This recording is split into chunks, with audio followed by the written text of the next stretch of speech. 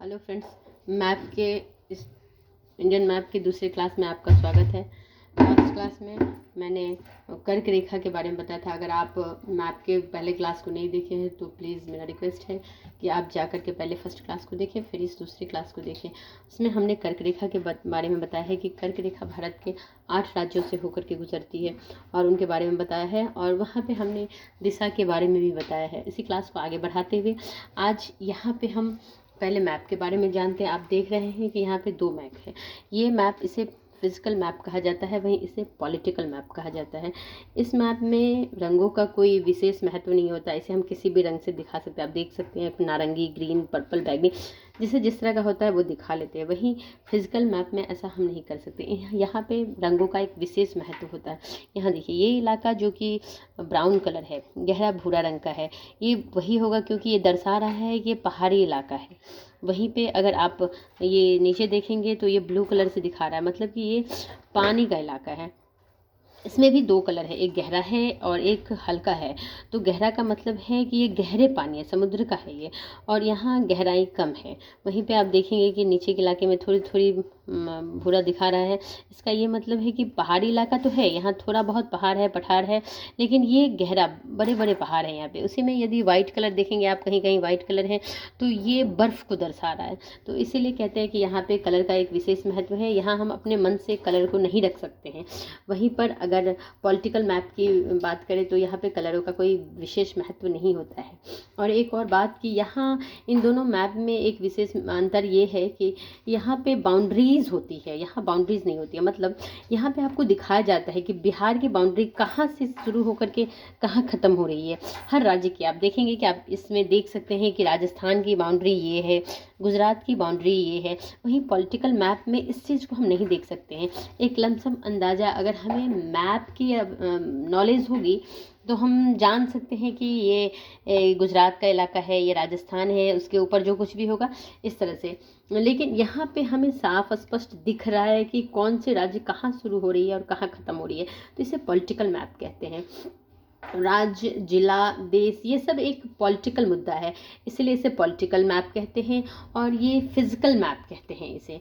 ये अगर originally map की बात करें तो ये इन मैप का ज्ञान होना बहुत ही ज़रूरी है। अगर बाढ़ नियंत्रण इन सब के बारे में अगर हम सोचते हैं या हम कर सकते हैं तो इस मैप का नॉलेज लेकर के ही हम कर सकते हैं। और इसमें मैंने बताया कि कलर का कोई विशेष महत्व नहीं होता है। इसी के बारे में अब हम आगे बता रहे हैं। इस क्लास में हम भाषाओं के बारे में भी जानेंगे कि हर राज्य में अलग अलग भाषाएं हैं। उसके बारे में जानेंगे कि भारत की जो अनुसूची 8 है उसमें 22 भाषाएं हैं। अनुसूची 8 में 22 भाषाएं हैं। अब मैं आपको ये एक ब्लैंक्स मैप दिखा रही हूँ। इसमें आप इसको अगर आपके पास है तो ठीक है, आप भी उसको भर लेंगे, और अगर नहीं है तो कोई दिक्कत नहीं है। आप हमारे साथ देखेंगे कि अनुसूची 8 में जो है वो 22 भाषा है। इसी क्रम में जो कश्मीर, ये यहाँ पे कश्मीर है, कश्मीरी, दूसरा सिंधी है ना, तीसरा पंजाबी, फिर ये हिंदी है कि ये इलाका जो भी मध्य प्रदेश, बिहार, यूपी, ये सब इलाका यहाँ पे हिंदी है। कुछ ऐसी भाषाएं हैं जो कि अनुसूची 8 में जिनका नाम नहीं है, जैसे कि जो कि प्रचलन में है, जैसे राजस्थानी, भोजपुरी, इंग्लिश, ये कुछ ऐसी भाषाएं हैं जो कि बहुत बोली जाती है, फिर भी इनका ये 22 भाषा के अंतर्गत नहीं आती हैं। ठीक है, तो इन एरिया में हिंदी है। फिर इसके बाद इधर बंगाली, असमी, उड़िया, गुजराती है ना, मराठी, तेलुगु, कन्नड़, मलयालम, तमिल। आप मेरे साथ देखेंगे एक बार फिर से, कश्मीरी, सिंधी, पंजाबी, हिंदी, बंगाली, असमी, उड़िया, गुजराती, मराठी, तेलुगु, कन्नड़, मलयालम, तमिल।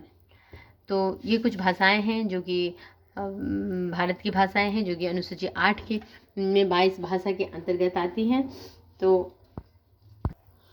तो इन भाषाओं का, इनके बारे में जानना बहुत ज़रूरी है, क्योंकि एग्ज़ाम में ये इससे रिलेटेड एक नई क्वेश्चन पूछी ही जाती है कि ये जो किस अनुसूची में भाषाएं हैं। तो अनुसूची 8 में 22 भाषाएं हैं, जिन भाषाओं के नाम मैंने यहाँ लिखा दिया है। इसके अलावा भी जो कुछ है जो आप देखेंगे यहाँ पे कितना हुआ, 1 2 3 4 5 6 7 8 9 10 11 12 13। इसके अलावा जो है वो है आपको उर्दू। दूसरा हो गया आपका संस्कृत। और फिर इसके बाद आप दो फिर ये आपका आ जाएगा नेपाली, मणिपुरी, कोंकणी,